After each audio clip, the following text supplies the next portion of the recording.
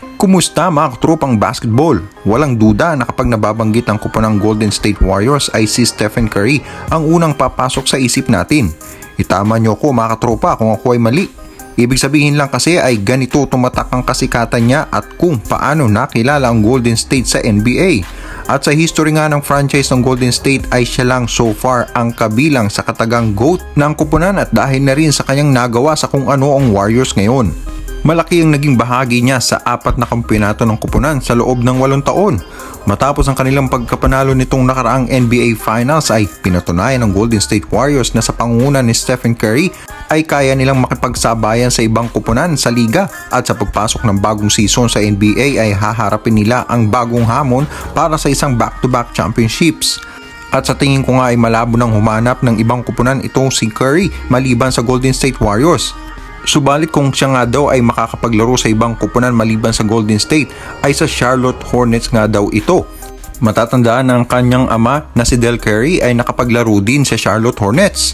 Pero alam naman natin na malabo ito sa ngayon lalo pa na ang former MVP ay hangad na manalo pa sa mga susunod na taon sa Golden State Warriors kasama sina Klay Thompson at Draymond Green. Samantala, Lonzo Ball malabong makabalik sa Chicago Bulls sa kanilang training camp at maging sa unang bahagi ng regular season. Ito ay ayon sa report ng isang NBA insider na matapos ang isang surgery sa tuhod ng nasabing manlalaro na na-miss ang kalahati ng regular season noong nakaraang taon ay hindi pa rin sapat ang kanyang rehab para siya makabalik.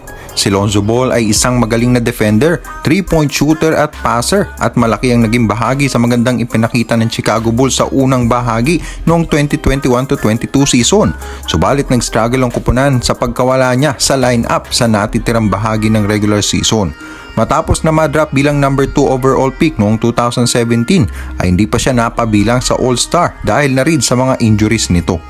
At Giannis Antetokounmpo binuhat ang Greece kontra sa Croatia ng kanilang laban para sa Eurobasket Tournament. Si Giannis at ang kanyang kupunan ng Milwaukee Bucks ay bigo nga na makapasok sa NBA Finals para sana sa isang back-to-back na title matapos na sila ay ma-eliminate noong Game 7 ng laban nila kontra sa Boston Celtics nitong nakaraang post-season. Pero sa kabila nito ay pinatunayan niya na handa siyang manalo kahit sa labas ng NBA. At sa laban nga nila kontra Croatia ay ipinakita niya kung gaano siya kadominante pag siya ay nasa court.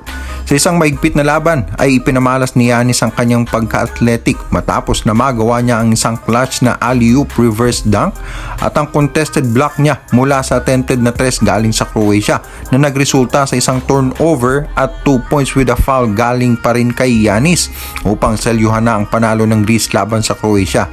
Hindi ako fan ni Giannis pero ibang klaseng performance ito mula sa kanya para sabihin ng iba na hindi nito alam ang maglaro ng basketball. Sa mga katropa natin dyan na bago pa lang sa ating channel, please don't forget to like and subscribe at mag-comment sa inyong mga masasabi. Maraming salamat po.